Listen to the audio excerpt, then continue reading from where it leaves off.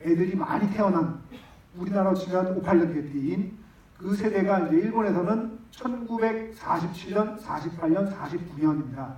3년에 걸쳐서 이제 그때 유독 애들이 많이 태어나서 그 어떤 하나의 그런 괴를 이루고 있다고 해서 단카이, 단괴라고 부르는 단카이 세대인데 이 영화의 배경인 1966년은 단카이 세대가 고등학교 1학년, 단카이 세대의 막내인 이 1949년생들이 고등학교를 진학한 시대이고요. 이 원작이 만들어진 2008년, 2007년 이 무렵은 단카이 세대들이 은퇴를 하기 시작해서 일본에 이제 은퇴자들이 쏟아지는 그런 시대였던 거예요. 말하자면 단카이 세대들이 은퇴를 하는 시점에서 단카이 세대들이 처음 이제 사회로 들어오기 시작하는, 들어오기 직전의 상황들을 보여주는 이야기로서야 이 이야기의 의미가 있는 거거든요.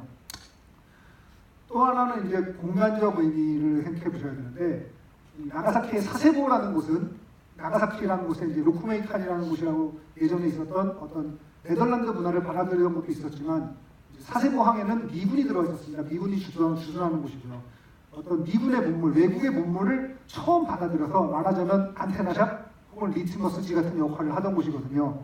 그래서 어떤 시대의 변화나 세상이 변하는 것을 누구보다 빨리 캐치할 수 있는, 일본 내에 누구보다 빨리 캐치할 수 있는 곳이에요. 이 영화에서 그 중요한 어떤 변화에, 이 영화에서 말하고 싶었던 건 세대가 바뀌면서 중요한 변곡점들을 말하고 싶었던 건데, 이제 재즈 시대가 가고 로게 시대로 바뀌잖아요. 그게 아마 일본에선 사세보에서 제일 처음에 시작이 됐을 거라고요. 당연히. 왜냐면 미군들이 잔뜩 들어와 있으니까. 그 시대의 어떤 이자, 1966년이라는 건 일본이 이제 전후의 참상을 다 메꾸고 한국전쟁 특수 등등등을 통해서 이제 본격적으로 번영하기 시작한 시대거든요. 한 66년부터 한 프라자 합의로 인해서 망하는 한 90년대 한 20년간이 가장 일본의 풍요로웠던 시기예요. 일본의 풍요가 시작되던 그 첫 시점에 그 사람들은 어떤 고민을 했을까라는 이야기를 이 이야기에 담고 싶었다고 생각을 합니다. 왜 센타로가 주인공일 수밖에 없냐면은 이 미군들이 들어와 있는 그 공간에 혼혈이라는 아이가 가질 수밖에 없었던 어떤 울분과 어떤 분노와 어떤 좌절과 이런 것들을 담은 거거든요. 근데 이 영화에서 제가 실수했다고 생각하는 건 딱 하나예요. 약간 중간중간에 보면 센타로가 넌시문으로 나와요. 막 분위기를 잘 못 읽어. 저기는 막 저기 지금 그 형이랑 그 여자친구인데 그거 못 읽고 막 여자 좋다고 그래. 근데 여러분들도 아시지만 이렇게 상처가 많은 애들은 절대 그런 걸 못 읽지 않습니다. 상처가 많은 사람일수록 눈치가 빨라요. 어려운 시기일수록 소년이 빨리 어른이 된다 이런 말을 하잖아요. 이렇게 분위기를 못 읽을 수는 없어요. 눈치 너무 빠를 거거든요. 딱 분위기 좀만 이상해도, 아니 분위기가 이상하지 않아도 눈치를 채야 되는데 얘는 제일 두세 왜 나한테 안 얘기해주니 이러면서 화내는데 그런 일은 사실 있을 수가 없거든요. 이런 아이가 혼혈로 자라면서 어떤 성당에 버려졌다가 입양돼가지고 내내 눈치를 보면서 살던 애예요. 눈치가 너무 빨랐어야 되는데 그 부분은 이제 주인공을 카오루로 변경하는 과정에서 벌어질 수밖에 없었던 한계의 점이었던 것 같고요. 원작과의 이제 중요한 차이점 부분을 말씀드리자면, 일단 그 유리카가 원래는 고등학교 선배로 나옵니다. 한 학년 뒤에 고등학교 선배로 나와서 사실은 이제 그 준오빠를 따라서 도쿄로 갈래요 하고 가는 뭐 이런 이야기인데, 이거를 고등학생이 그렇게 되는 건 좀 문제가 있다고 판단한 건지는 모르겠지만 어쨌든 그래서 대학생으로 바꿔놨고, 그래서 사실은 그 여기서 또 중요한 변경점의 하나는 교통사고에서 다치는 게 여동생이에요. 여동생을 뒤에 태우고 가다가 여동생이 다쳐요. 그러니까 얘는 입양된 집에 여동생이 자기 때문에 다쳤다는 그 상황을 겪고선 이 집에서 더 사는 것은 무리겠다라고 판단해서 나가는 거죠. 사실은 되게 중요한 변경점인데 어쨌든 그런 중요한 변경점이 있었다는 걸 말씀드리고 싶고요.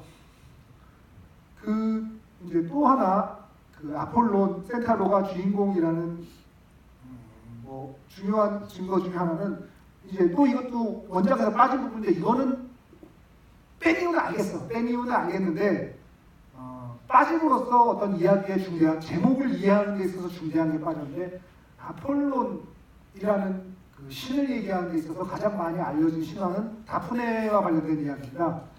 아폴론이 이제 다프네를 너무 좋아해서 다프네를 막 따라가는데 다프네가 도망가다가 결국은 저를 차라리 나무로라도 만들어주세요. 그래서 월계수로 바뀌고 월계수가 결국 그 아폴론을 상징하는 그 월계수를 가지고 월계관을 만들어서 아폴론을 이제 쓰고 다니면서 월계수가 어떤 아폴론을 상징하는 나무가 됐는데 그 센터를 좌절을 상징하는 거죠. 어떤 좋아하는 여자를 손에 넣지 못했던 어떤 남자의 좌절을 상징하는 거인데 다프네에게를 빼놓고 아폴론을 음악의 신이야 이렇게 해버리니까 그런 센타로의 좌절을 우리가 알 수 없는 왜 언덕길 아폴론이지라고 제목을 이해하기 어렵게 돼버린 경향이 있습니다.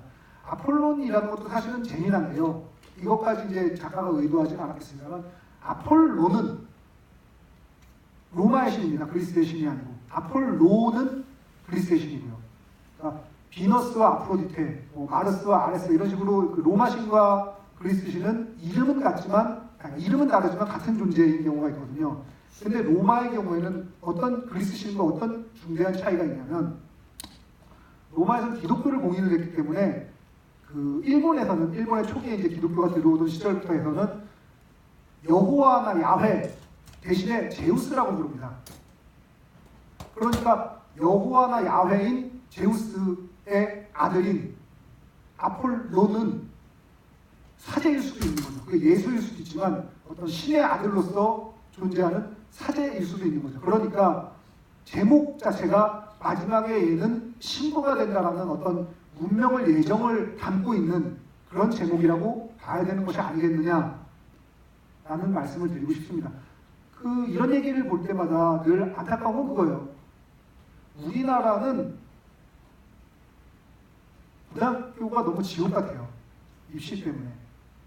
일본은 이 정도는 아니라고 알고 있거든요. 그러니까 우리나라에서는 늘 주제가 왕따니 무슨 부모, 사회, 이런 억압, 폭력 이런 게 아주 메인 주제일 수밖에 없어요. 일본은 주로 로맨스잖아요. 근데 사실은 고등학생이라는 시기가 가장 이성과 이런 교감하면서 자신에 대해 깨닫고 민감하고 이런 시기인데 이런 시기를 우리는 그냥 대학에 가면 모든 게 다 바뀔 거라며 대학 갈 준비만 하면서 공부를 하면서 살게 되는 거죠. 그런 부분이 되게 이런 얘기를 이런 그 영화나 이런 이야기들을 볼 때마다 제가 되게 안타까움을 느낄 수밖에 없는 부분이 아닌가라는 생각이 듭니다. 어떤 얘기를 봐도 늘 그런 생각이 들어요. 이 얘기를 보고 재미있게 보신 분들이라면 이제 원작을 찾아보시는 것도 좋고요. 원작이 워낙에 좋습니다. 제가 되게 신뢰하는 상인 이마나가 대단하다라는 일본의 상이 있는데 2009년에 이 여성 부분에서 언덕길 아폴론이 1위를 했었고요. 그 후에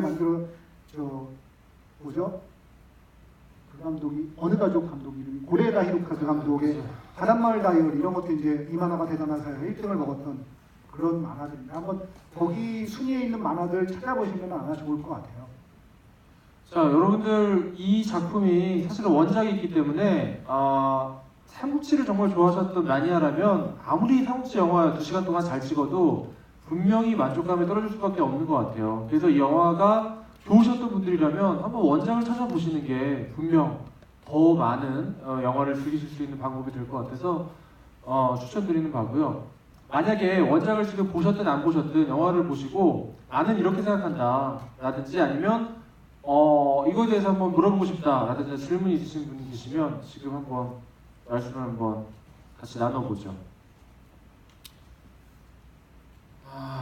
질문이 딱히 없으신 것 같고 우리 아윤이는 항상 그 스크로블 할 때 오고 음악 영화 때 주로 오는구나. 음악 영화를 좋아하는구나. 본인은 지는 아닌 것 같습니다. 본인의 엄마 아빠가 그런 아이는 아니에요. 엄마 아빠가 음악 영화를 좋아하는구나.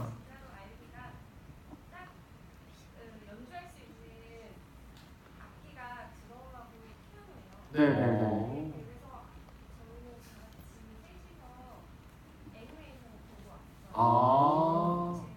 작은 별 가족이세요 혹시?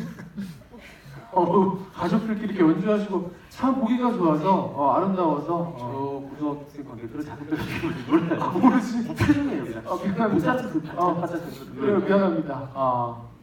그래서 더 좋으셨다. 네. 뭐 아무래도 좋습니다. 뭐 한번 또 오셨으니까 나는 이렇게 영화 이 봤다. 영화의 이지피님 이 영화의 이제 중대한 변곡점이 어쨌든 재즈에서 로그로 넘어가던 시대였잖아요. 네네. 이 당시에 1966년의 그 음악 시장 상황이나 이런 거에 대해서 좀 얘기를 해주시면 좋을 것 같아요. 사실 그 이 당시도 그렇지만 아까 그 말하는 진주만 폭격 있고 막 전에 20, 30년대 때부터 시작한 뭐냐면 미국이라는 나라는 역사도 짧지만 그러다 보니까 이 음악이라는 장르 예술에 대해서도 사실은 정말 아무것도 없었어요. 그 전에 미국 식민 시대에 미국 음악이 뭐가 있겠어요? 정말로 nothing 아무것도 없었어요. 유럽 독일이나 뭐 오스트리아나 뭐 이런 뭐 영국이나 이런 거 있고 정말 아무것도 없어요. 아무것도 없죠. 자기들이 노예라고 데리고 온 이들이 그때 이제 그들을 표현하면 깜댕이 새끼들이 만들어낸 것들이 세계를 좀 먹기 시작하는 거야. 얘네 우리 그냥 이저 모카송 이거 딱그 사상수도하라고 데리고 왔는데 얘들이 만들어낸 소울, 재즈가 그들이 처음에 그 노동의 애달픔을 읊었던 노동요가 블루스가 되고 사실은 우리가 알고 있는 모든 음악의 결국 그 뿌리를 찾아가면 블루스가 나올 수밖에 없는 거죠. 그 수많은 이 장르가 됐던 그 장르 중에서 제일 먼저 완성됐다고 볼 수 있는 장르가 바로 재즈입니다. 이미 한 4, 50년 이후에 재즈의 주요한 주기들은 거의 다 나왔다고 보면 돼요. 그래서 이승 PD가 얘기한 대로 60년대 정도가 아니라 거의 만개해버립니다. 그런데 그 당시에 이제 락이라는 음악은 우리가 이제 그림을 뼈다귀 사람처럼 아무것도 없던 상태예요. 그런데 60년대 중후반부터 사이키델릭, 블루스, 재즈 이 세례를 받은 락이 풍부해지면서 이제 락도 들만해지는 거예요.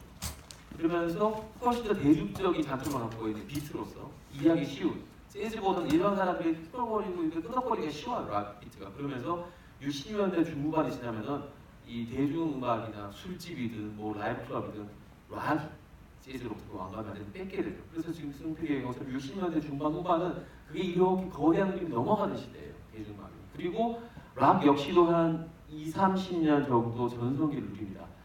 90년대 한 중후반까지는 전성기를 누리다가 힙합이라는 또 장르가 그 뒤에 완전히 또 왕관을 지금까지 내놓고 있지 않고 있죠. 지금 뭐 EDM 음악이 오히려 유럽 쪽에서부터 왔다 갔다 하는데 디트로이트랑 왔다 갔다 하는데 시카고 하우스라고 부르는 지금은 EDM 음악이 워낙 맨날 EDM 하지만 사실은 이렇게 전성시기를 누린 지 얼마 되지는 않았어요. 사실 앞으로는 좀 더 갈 거라고. 그렇죠. 네.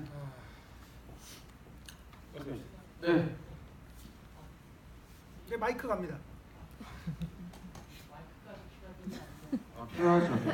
네. 꼭 필요해요. 겸양하시네. 네, 안녕하세요. 앉아서 할까요? 네. 네.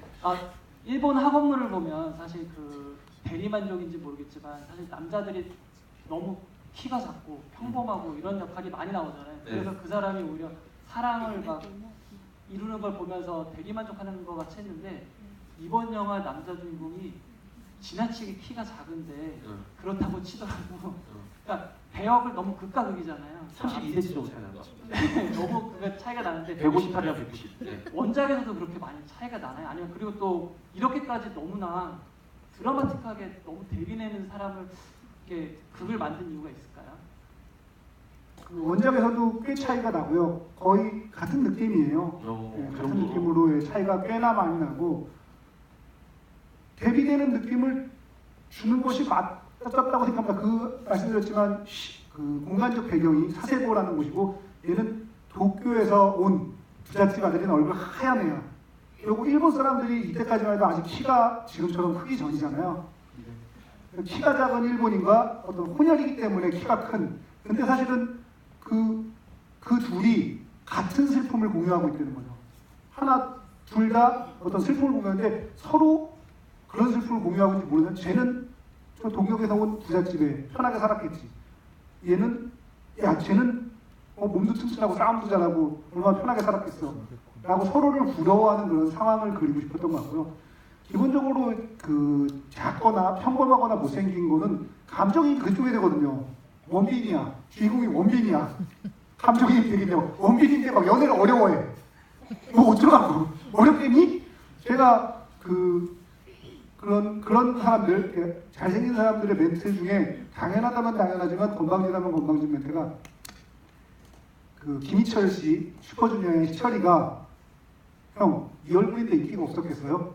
이런 얘기를 했어요. 걔가 이제 삼성전자를 다닐 텐데 걔가 너무 삼성전자 공장에서 일했다 보니까 너무 이상하지만 너무 위화감 들잖아요. 실제 공장에서 일을 했으니 고등학교 졸업하고 일을 하는데 누나들이 퇴근 때 되면 30명씩 줄 서 있는 거야. 걔랑 밥 먹어보겠다고 차 마셔보겠다고. 그럼 공장장 갑자기 이런 생각이 드네. 내가 공장장이라면 희철이가 나사단을 조이면 TV가 완성돼 있을 것 같은 느낌이 들어. 누나들이 다 조여줘가지고 공장장에 기쁜 듯이 있었던 거 같아. 내가 한번 거기서 옥상판 팔았을 것 같아. 그래서 기본적으로 주인공은 그렇게 설정이 될 수밖에 없다 라고 생각을 합니다. 네, 아 좋아요. 저 선물이라도 드리고 싶은데 한번 찾아오세요. 방청 한번 방청권이라도 저희가 드릴게요. 제가 지금 저번에 그손 모션을 봤는데 네. 굉장하시네요. 그래요. 옆에 지금 여자친구 맞죠? 아내분과 함께 놀러 오세요. 저희가 뭐라도 자, 또 질문. 아니 뭐 좀 좋아. 고등학생이시죠? 네. 아니 지금 혼자신 거 고등학생이죠? 네. 아까도 고딩이야. 51. 어느 고등학교야? 오늘 빵 주시는 분들이 많은 거 보니까 잡았어. 네. 부강여고. 어디? 부강여고. 부강용. 맞죠? 부강여고 아니고 부강여고죠? 부학요? 부광. 부광. 브랜드 시작 부광? 그거 모르지! 중요한 거 아니에요. 무슨 질문이에요? 영화 엔딩에 마지막에 공사츠나가 노래를 안 부르고 이렇게 시작할 때쯤 노래를 부르려고 할 때쯤에 영화가 끝났잖아요. 아쉬웠어. 왜 그렇게 끝났는지. 아쉬웠어. 아쉬웠어 우리 여고생이 너무 아쉬웠어. 듣고 싶었는데 그거 무슨 의미인가요? 듣고 싶었는데 아주 절제의 미학이죠. 지금 빵 터지셨어요 여러분들이. 여배들 밀어봐. 그러니까요. 영화 인셉션이라는 영화 혹시 알아요? 인셉션이라는 영화 보면 거기서 팽이가 끝까지 넘어질 듯 안 넘어질 듯 해야 재밌지. 그러고 끝나야지. 거기서 팽이가 넘어지든 아니면 안 넘어지든 이러고 끝나면 재밌겠어요? 그러니까 기본적으로 어떤 미완결성의 완결성이라는 거겠죠 아마도. 아니 근데 아쉽네 지금. 이름 뭐예요? 넌 왜 갑자기 시작하고 고등학생 같아? 그래서 이름이 뭐야? 약간 지옥하는 느낌인데 아니 이름이 뭐야? 아니 좋지 않아 지금 좋지 않아. 우리 이 친구가 너무 아쉽네. 듣고 싶었는데 못 들은 거야 자, 저 본인은. 대답을 좀 제 나름으로 드릴게요. 이 고 장면 직전까지만 해도 이 보마츠나나 무카에라는 그 리츠코상 영화에서는 이 친구는 오직 반응만 하는 역할이에요. 친구들이 연주하는 거 보면 와 좋다. 참고로 친구가 싸우면 어떡해. 이걸로만 영화 한 2시간 내내 가요. 그러다가 처음으로 이 친구가 입을 딱 떼는 장면 영화를 다 끝낸다는 거죠. 그래서 그 자기 친구들 가장 친했던 이 카오루와 센타로의 우정을 이렇게 보고 소심하고 먼저 나서지 못했던 이 친구가 성장하는 모습을 마지막에 보여준 거죠. 그래서 모든 청춘이 배경이 된 영화 사실은 아니 모든 영화는 어떻게 보면 성장 영화라고 생각할 수 있는데 그거를 이제 리츠코의 관점에서 봤을 때 이 영화는 친구들의 모습을 보면서 수줍어하고 내성적이고 반응밖에 할 줄 모르던 내가 노래하고 행동하게 되었다라는 이야기가 아닌가. 그래서 이렇게 끝나지 않았나 싶습니다. 조금 낫죠? 네. 그건 뭐 만족을 못 하시는 것 같아요. 네. 자 마지막 질문 한번 갈게요. 정말 마지막으로 질문 하나. 네 저기 남자분. 남자분 굳이 안 하셔도 괜찮을 것 같아요. 아니 그 남자 두 분이서 이 영화 보고 오신 거예요? 아니 따로 왔는데. 아니, 따로 왔는데 어떻게 옆집에 붙어 계세요? 잘 어울려요 두 분이. 아니 그러니까. 두 분이 하얀색 까만색 잘 네, 어울려요. 저분이 센터로 같은데 느낌이? 이분 센터고 저 분이 저기 있어요. 네. 일단 세 분 그 처음 뵙게 돼서 너무 반갑고요. 7년 동안 그렇게 저 속삭이지 마시고요. 그런데 크게 얘기해 주세요. 크게 얘기할까요? 네, 크게. 네. 7년 동안 항상 이렇게 듣기만 했었는데 오늘 네. 또 처음 뵈서 너무 기분이 좋고요. 네. 영화하고 관련된 질문은 아닌데 네. 뭐 그 이건 이승훈 PD님한테 궁금한 게 있어서 그런데 만화 많이 보시잖아요. 네. 만화하고 영화하고 네. 그 표현 방식이 저는 약간 비슷하다라고 생각을 하거든요.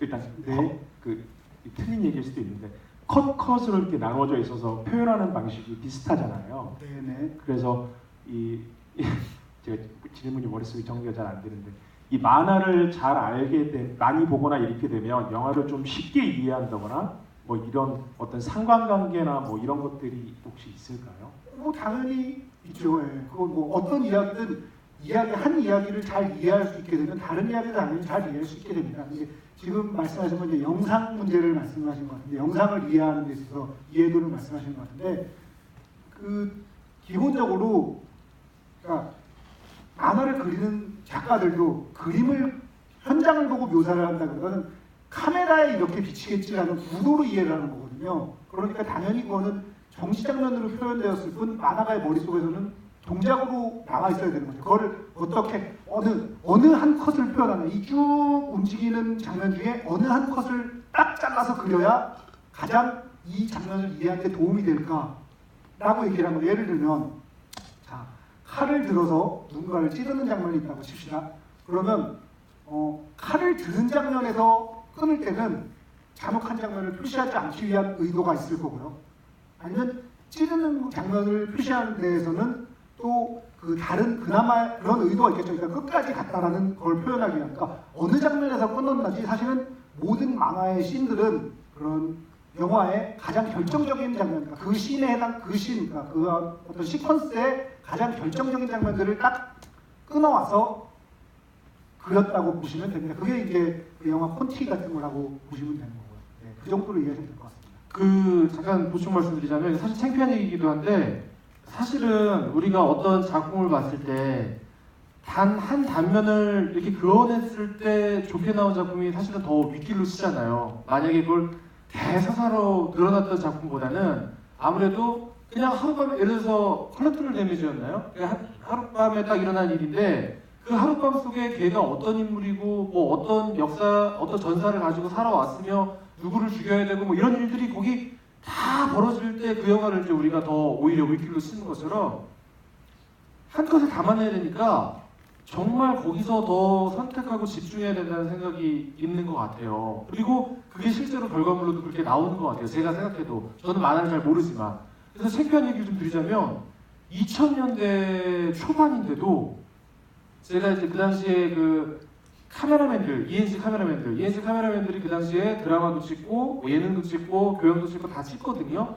카메라맨들 이제 뭐 배정이나 이런 것 때문에 가면은 예를 들어서 드라마를 굉장히 잘 찍는 감독들이 있단 말이에요. 그 당시에 굉장히 뭐 히트작을 막 낸 뭐 모래시계다 뭐다 이런 작품들을 한 그런 카메라 감독들이 실제로 쉬는 시간에 촬영을 안 하고 있을 때 만화 컷을 가지고 공부를 하고 있더라고요. 어떻게 미장센, 어떤 구도를 잡을 것이며 어떻게 미장센을 꾸밀 것인지에 대해서 그 당시에 어쨌든 그래도 프로 중에 프로인 SBS에서 드라마 촬영 감독으로 주요한 작품들을 했다는 그 촬영 감독들이 그걸 보고서 공부를 한 걸 보면 어찌됐든 그 장르가 어찌 보면 더 공부할 거리가 더 많은, 더 압축된, 집약된 그런 미장센을 구현하는 게 아닌가라는 생각은 제가 했었어요. 그래서 그런 그 작품이라고 해야 될까요? 그런 만화, 어떤 사람들이 보고 따라하는 그런 따라 찍게 되고 따라 그려보는 만화의 이제 가장 유명한 만화는 아키라란 만화가 있는데 아키라란 만화에서 영향을 받아가 나온 가장 유명한 장면은 터미네이터 2의 핵폭발 장면입니다. 그게 이제 아키라에서 따다가 갖다가 쓴 장면이거든요. 그러니까 그런 식으로 한 장면을 그게 아키라 같은 경우는 많이 보시다 보면은 머릿속에서 동영상으로 재생이 될 수 있을 정도로 굉장히 그 결정적인 씬을 잘 그려놨거든요. 한번 참고 삼아 보시면 좋을 것 같아요. 답변이 마음에 드셨습니까? 네, 너무 옆에 분이요. 자, 예, 우리 저 보조개 여왕님은 또 가셔야죠. 또 질문 한번 가셔야죠. 육성을 하셔도 괜찮습니다. 저분은 항상 그 매일같이 만보를 걸으시는 분이기 때문에 13,000보 정도. 만보를 안 걸으시면 잠을 안 자세요. 그냥 여쭤볼까요? 마이크 저기 있어요. 그냥 생목도 괜찮아요. 미혼이라 아까 어머니께서는 마이크 없이 2분 40초 동안 편안하게 말씀하셨어요. 아이윤이 어머니?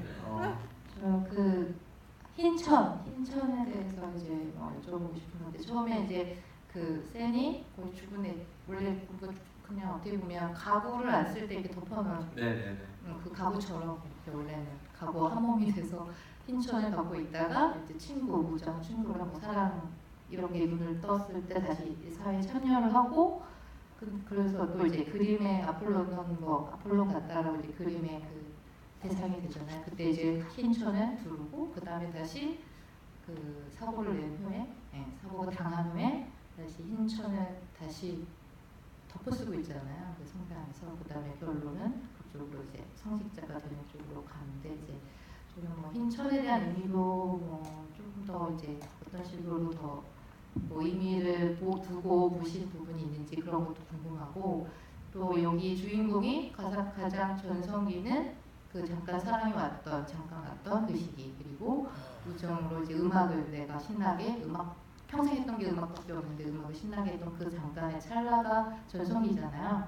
이제 세 분의 PD님들이 내가 살아있다고 느끼고 나의 좀 전성기라고 생각하면 어느 시기가 있는지 그것도 잠깐 듣고 싶습니다. 네. 먼저 그 처음 같은 거 저는 생각을 했었어요. 네. 보면서 그래서 저는 제막을 생각해요. 동상을 다 이렇게 만든다고 그냥 천을 이렇게 덮어갖고 그 기념식 같은 거 하면 커팅하면서 이렇게 쫙 내리면 사람들이 박수 치고 그러잖아요. 그런 느낌이 굉장히 많이 났었어요. 그래서 특히 아폴로 같은 경우는 가장 동상으로 많이 만들어진 신 중에 하나입니다, 실제로. 많이 남아있기도 하고요. 그 이후로도 많이 만들었죠. 그 석상, 동상을 조각을 많이 만들었었죠. 그래서 제막의 의미가 분명히 있는 것 같아요. 저 정도 되면 뒤에 또 한 번 나오더라고요. 또 하나는 굳이 뭐 검은색 서비스 타연천은 왜 썼냐? 실제로 제막을 타연천을 많이 쓰기 때문이기도 하고 또 하나는 이 버림받은 아기잖아요. 존재 자체를 부정당한 이제 이런 말하면 안 되지만 부모로부터 이제 뭐 안 키우겠다는 거절을 당한 아이니까 그런데도 이렇게 가장 순결하고 소중한 의미의 흰색을 선택하지 않았나. 그리고 그 천을 벗길 때마다 또 하여튼 의미심장한데 항상 마치 이건 일본 영화긴 하지만 우리 시인인 김춘수 씨가 그 이제 꽃에서 얘기했던 것처럼 네가 나의 이름을 불러주기 전까지 나는 아무 존재도 아니었다는 것처럼 오 나의 천사여 너가 나를 또 살아있도록 다시 깨워주는 마 이런 식의 대사를 하는데 제막을 딱 하면서 이 섬기는 사람이 없으면 시는 아무 의미가 없잖아요. 그런 식으로 이 아폴로와 이 둘의 관계가 형성이 되는 게 아닌가 흰천을 벗김으로써.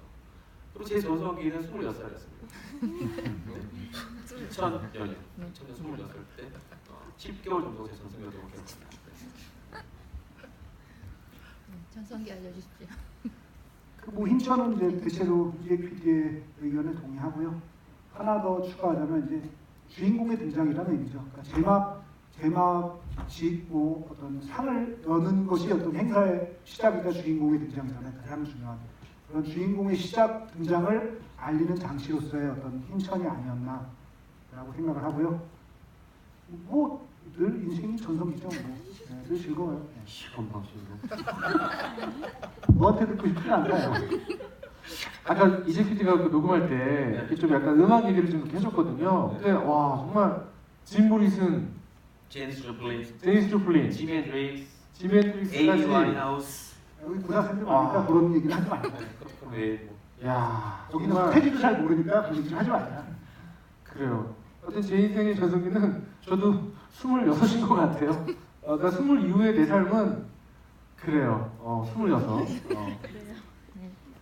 그리고 저는 아까 그 하얀천의 의미가 결국은 아까 제가 말씀드렸던 그 되게 뭐랄까 배덕감 들고 모순적이고 말도 안 되는 그 배경이 됐던 그 시기에 대한 그 작가의 질문 있잖아요.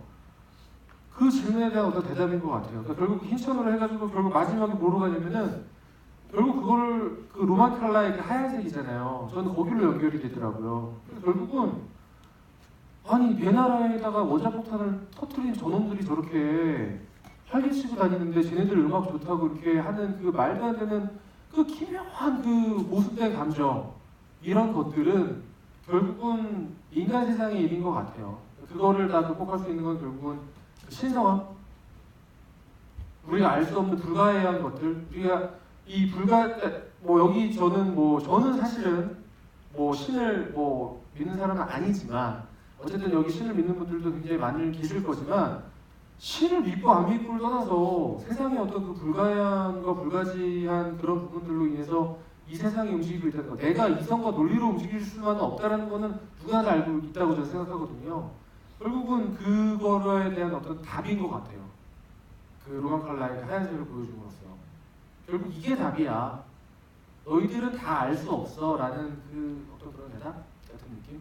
저는 그렇게 느꼈습니다. 자 그러면 더 질문이 없으시면 이걸로 마치도록 하겠고요. 다음에 또 언제 뵐지 모르겠지만 또 종종 뵀으면 좋겠다는 생각이 듭니다. 네. 네, 오셔서 감사합니다. 감사합니다. 감사합니다.